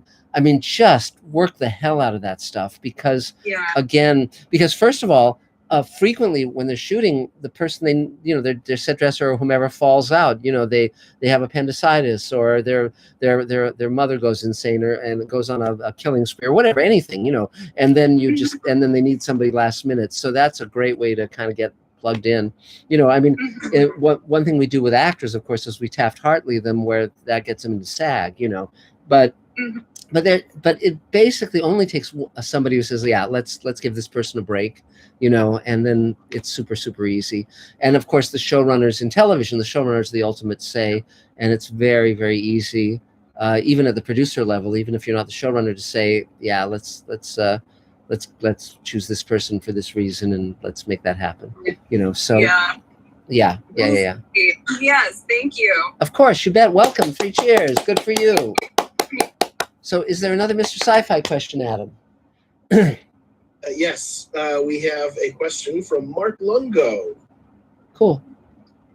He asks, hi, Mark. Are there any media tie-in novels or novelizations you think are particularly well done? And also, happy anniversary. Thank you. I've heard the one for Nosferatu is very good, but I haven't read it. Orson Scott Card did one of The Abyss, where he apparently put a lot of effort in, but again, I haven't read that one. I don't tend to read novelizations. You know, I'm sort of kind of busy. You know, the Magic Time novels are great. I'd recommend those. But what else? What other novelizations? I just read Journey into Space, the first Charles Chilton novel, based on his radio play, and I thought that was a lot of fun. You know, I don't particularly read novelizations, but sometimes you'll read. Well, I mean, City on the Edge of Forever, of course, was reading Harlan's Draft was very, very interesting, and sometimes you'll read books set in sort of universes of movies or TV shows, and that can be fun. William Gibson's Alien 3 is terrific. I wish they'd made that movie, but they now have the animatic. I put that on Mr. Sci-Fi. You know, so that's some of it. So I guess, Sherry, you're next. Hello. Hi. This is the first Zoom meeting that I have attended, but I've been watching the table meetings via YouTube for, the past year. Cool. I became a table member back in 2016. Wow. But when I was living in LA, I worked every Thursday, so I was only ever able to attend 2 meetings. Wow. Since then, I've moved back to the Silicon Valley, which is where I'm from. Great. And Mark, I don't know if you remember, but a couple of years ago, I helped you at your Space Command booth when it was Worldcon in San Jose. That was great. Thanks so much. I really appreciate it. Yeah, that was fun. I really liked that convention. Yes, it was great. So I'm a writer-director. Currently, I am rewriting a script for a low-budget independent film that's going to be shot in August. Cool. And then after that, I'm going to be working on my own stuff. I'm going to be creating a series on YouTube about the Silicon Valley, because I feel like a lot of people, if you weren't from here, you don't really know what it is. And so it's going to be kind of like a travel show. I'm going to go, there are 33 cities that make up the Silicon Valley. So I'm going to go around, give information, history, stuff like that. So hopefully educational and entertaining. And then I'm also I am currently writing a feature-length script that I want to direct in the future. It's a horror film based on a Silicon Valley urban legend. So that's basically what I'm doing. I don't have anything to ask at the table, but I just wanted to pop in and say hello and say thank you for doing this, and for the Mr. Sci-Fi channel. I've been watching all the old videos, and there's just wonderful information, you know, and everyone, if you're not already subscribed, should subscribe and watch all the old videos, because it's just great. Yeah, thanks for the plug. I appreciate it. We've been doing the roundtable for 28 years every Thursday, so that's been quite an amazing experience. I'm looking forward to getting the in-person ones going, but we have to figure out how to have the Zoom aspect continue for those who aren't here. And Mr. Sci-Fi, my friend Glenn Mazzara suggested that to me. He was the showrunner on Walking Dead. And he just said, you know so much about science fiction, you should have your own YouTube channel. And I thought that was a super fun idea, because Space Command is such a massive undertaking. It's really fun to be able to do something that takes almost no effort, you know, where I can just say, let's talk about, the creature from the Black Lagoon or whatever, anything. And, you know everything. Yeah, you know, it's fun. It's great. I've learned so much about sci-fi just watching your channel. I know, it's fun. Well, one of the things I've been doing lately is I'll pull 3 books at random off my bookshelf and then talk about them. And it's kind of fun, because I have no idea what I'm going to be pulling, you know, and so that's really, really fun. And so yes, but thank you. And I really enjoy Mr. Sci-Fi. It's very fun. It's like when I was years ago when I was writing features, they were such a long-term project that I became a commentator on Morning Edition on NPR, again, just so I could tell stories from my life in 3 minutes and have something short and easy to do. So this is sort of like a later incarnation, because back then they didn't have YouTube. They had National Public Radio. But yeah, so that's great. So is there anything else you need, Sherry? No. Okay, great to see you. 3 cheers. So another Mr. Sci-Fi question? Let's see. No, I don't think we have any new questions right now. Okay. I have a Mr. Sci-Fi question. Go for it. So you've expressed that you enjoy genres like Man in the High Castle. Yes. Alternate Yes. histories. Yes. A film that I've never gotten around to seeing. What's your opinion of Iron Sky? It's not as good as it should be, and the sequel was very, very disappointing. The basic idea, I'm a huge fan of alternate history movies, TV shows, etc., books where the Nazis won World War II, because that was such a my family, was mostly wiped out by the Holocaust. If Hitler had won, my mom would have been killed. I wouldn't exist. And it feels very real. It is very real. And so Man of the High Castle, the Philip K. Dick novel's great. Fatherland is great. There's a bunch of these things that are really, really well done. And so Iron Sky is a comedy in which the Nazis escape to the far side of the moon, and they come back in the modern day to invade Earth. And the first one's pretty charming, pretty fun. The political satire is very outdated because they're satirizing Sarah Palin and things. It's like, man, that feels like the Stone Age now. And the second one just really didn't work particularly. But the first one's worth checking out. It's fun. It's a low budget film, but it's fun. But frankly, there's a lot better stuff to peruse. There's a great fake documentary called It Happened Here that was done in the 60s, and it's about the Nazis taking over England, and it's really, really, really good. So that's 2 cents on that. So now I guess, Satya, it's your turn. Go for it. Happy anniversary. Yay, thank you. I followed up with, we met last Thursday, and I sent an email. I'm not sure if you received it. It was done sent a couple of days ago. I'll have to look. Yeah, in regards to Ron Moore for All Mankind. So I didn't see it, so you might want to resend just so I get it. You send it to markzicree@gmail.com. Yes, Okay. I'll try Yeah. again. Yeah, Okay. and just be specific in the email what I'm supposed to do, and I'll be happy to. So yeah, absolutely. Okay, cool. Good to know. I was wondering if you received it or not. I have another question in regards to your project, Space Command. How can an actor be a part of it in the future? The way I cast often is whoever's like right in front of me, I cast. If they're good, if they're competent. I mean, it's good for me to look at any work you've done that you think is solid, like a reel, anything like that. It really helps for me to know that, and more people are like doing stuff around the studio or painting a wall or whatever. It's like okay, I'll give you a role. It's I was thinking about what I might be able to give Adam. I have to figure out how to stick him in what we're doing. But there's going to be a lot of work coming up because we're engaged in so many projects right now. But yeah, so but yeah, just be a squeaky wheel and let me see your work, and then it's because you never know.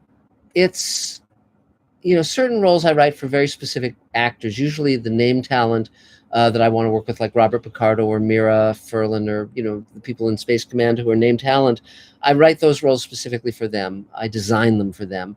But other people, sometimes it's just like, I come up with some wacky notion, or I have some idea, and then I plug people in. I mean, Thane happened to be available one day, and we plugged him in. So it's like, it's because it really is like flying by the seat of our pants. It's an enormously ambitious project, and you never know from day to day what we're going to need. But we have written most of the first season, and we're revising that now. And so beyond what we already are shooting, we have 6 more hours of the first season of Space Command to shoot, and then a lot of other stuff too. So there'll be a lot available. So just kind of keep on our radar. That's the way to do it. Oh, call David Bartlett. Call David Bartlett. Okay. Yeah. Cool. Yeah. And so in the theme of the squeaky wheel, how can, like, for example, there's certain products out there that I want to be a part of, like I would love to be a face for a commercial product. I don't know how that world works in terms of like being, I don't know, being seen by them. Well, yeah, I mean, that would be a very, very interesting subject for a documentary where you go to the spokespeople like Flo for Progressive Insurance or whomever, and you just interview them. You say, how'd you get this gig? And what do you feel about this gig? And how has it affected your life? I mean, it's, in a way, I'm sure there's a lot of randomness to that. I mean, and sometimes they'll change the product, or they'll change what they want the campaign to be, and suddenly people who were like stalwarts are gone, but some people are there for decades, and but I would start by asking people who've been that, how they did it. And it can be articles, or it can be a book or a documentary or a podcast, but they probably would respond simply because they don't tend to get interviewed. No one asks them those questions.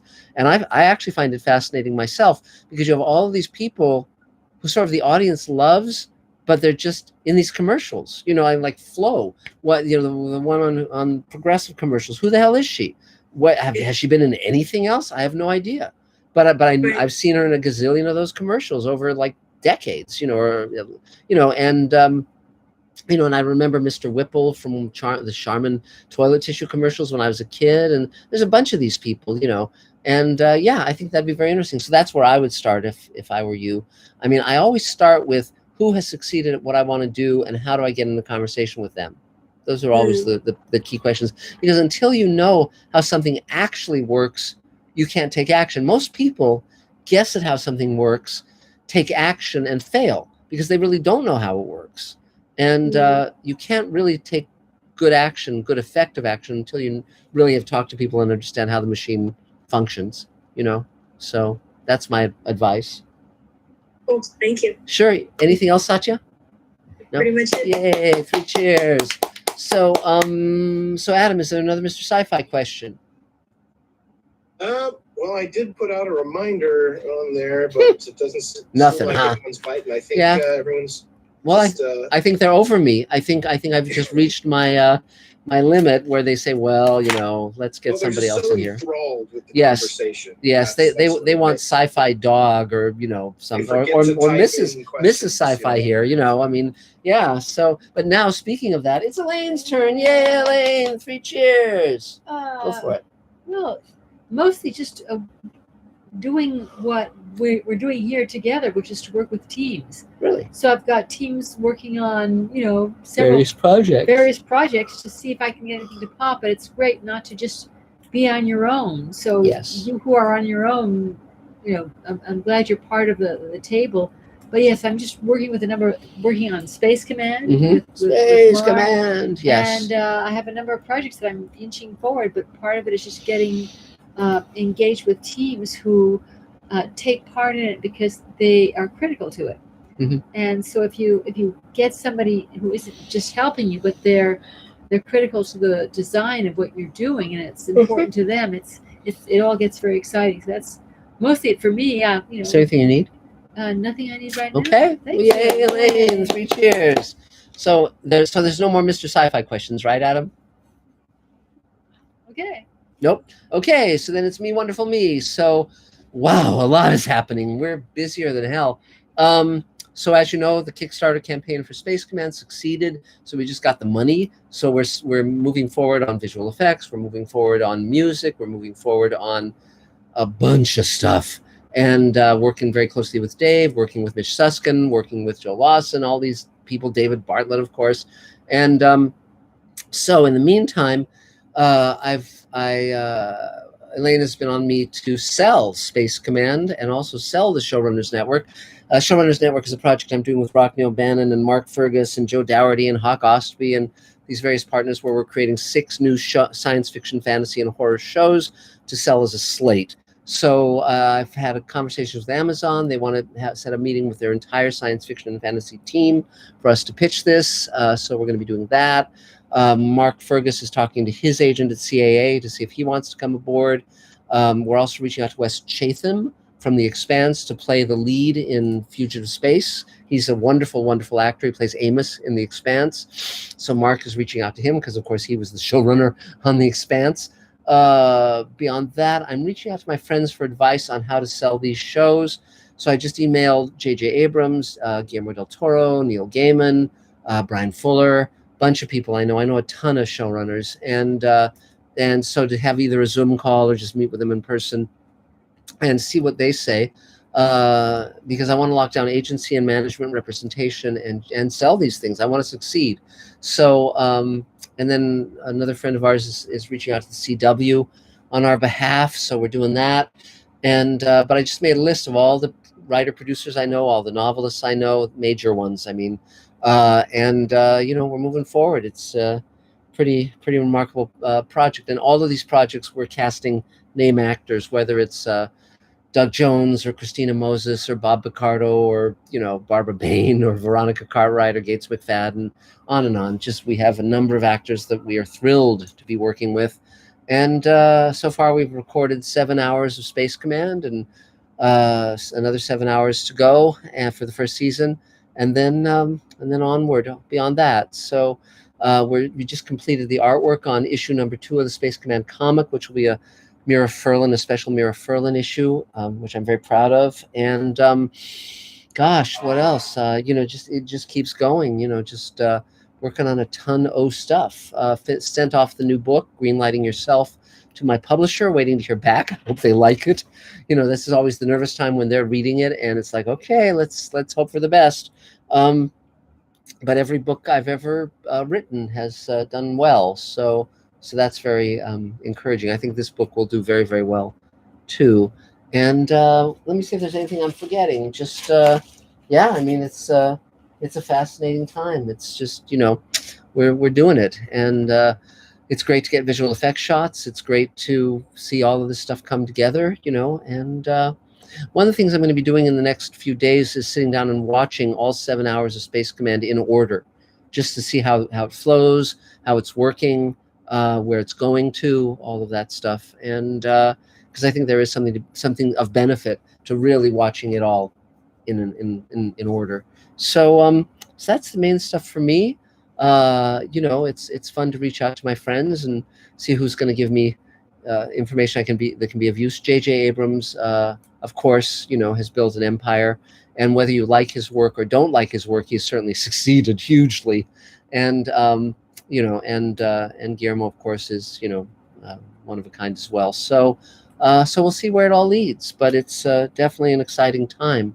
And doing Mr. Sci-Fi is great fun. I have a lot more Mr. Sci-Fis to do, and that's, I think. Oh, and then one other thing, I wanted to come up with $100,000 for Elaine to give to make one of her movies or start seriously on one of her movies. So I'm going to be doing the Twilight Zone commentaries that I have not yet done. I've done 53 of them on the Twilight Zone Blu-ray, which I produced, but that leaves 101.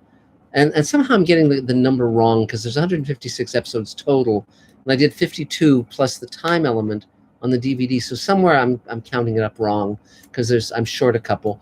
But I'm going to launch a Kickstarter campaign on August 1st. It'll run for a month. And for $49, people will get all the commentaries. There's going to be a lot of other very cool perks related to Twilight Zone, and I'm scheduling 2 media interviews per day to bang the drum during that month. So the first one will be Coast to Coast on July 30th, I believe, and because they're one of the top-rated nighttime radio shows in the country. So I will start talking there and keep talking for a month. So that's it. Am I forgetting anything, Elaine? Probably. But if anyone wants to make spacesuits, that's always something that we love. And we're going to be building a futuristic hospital room and hallway and so forth. So if anyone wants to be part of that, please step up. And that's the main stuff. So thank you all for being here. It's always great to see everyone. Welcome to LA, Marilee. And I think you're going to do extremely well. I'm rooting for you. And Nick and and your partner, they're the people who succeed are the ones who just do not stop. It's like you have to be the drop of water that wears down the mountain, and it's amazing just to see how determined some people are. I mean, phenomenally determined. And I mean, Rod Serling wrote, let's see, 1, 2, 3, 4 pilots of the Twilight Zone before he sold the show. He was that determined. He was just going to get that show made, and he did. So that's about it for now. So I don't know if anyone has. Dave, you have something to add? Happy anniversary! Yay! Thank you. Yes. Anymore. Yes. Well, 44 years and still going strong, and Elaine is still the best. That's a good start. Yes, and Elaine is still the best part of the day for me every single day, and God bless her. And in August we have both of our birthdays. She's the August 21st, and I'm August 25th, and we combine our ages, so we will be 142 years old. So 3 cheers. So, and if anyone wants to get us something for our birthdays, on eBay, you can get life-size wax figures of Spock and Kirk from Wrath of Khan. They're only $4,000, and certainly we could make room for them. So, so if someone is insane, that's something that I would absolutely love to have in my little gift box. So so that's it. So you'll have to keep the air conditioning on full, like in the new exhibit. Yes. Now, on a smaller scale, I'm giving Mitch Suskin, tomorrow we're meeting with our visual effects supervisor, Mitch Suskin, and I'm giving him a present that I mentioned to him as something that's in existence, and he didn't believe me, and I'm giving it to him tomorrow, which is the HAL 9000 Christmas ornament. And it's HAL 9000 from 2001, and you push a button and it says all of HAL's classic lines and lights up. So I think he will love that. So so that's it for now, guys. So we'll see you next Thursday. Very soon we'll be announcing where we're going to be meeting in person. So Marilee, you'll know which direction to drive. And and Mr. Sci-Fi is here every week, and I'll be posting a lot of Mr. Sci-Fi as well. So thank you all for being here. You make our lives sweet. And see you next time. Take care, guys. Bye. Thank you. Bye. Bye, guys. See you next time.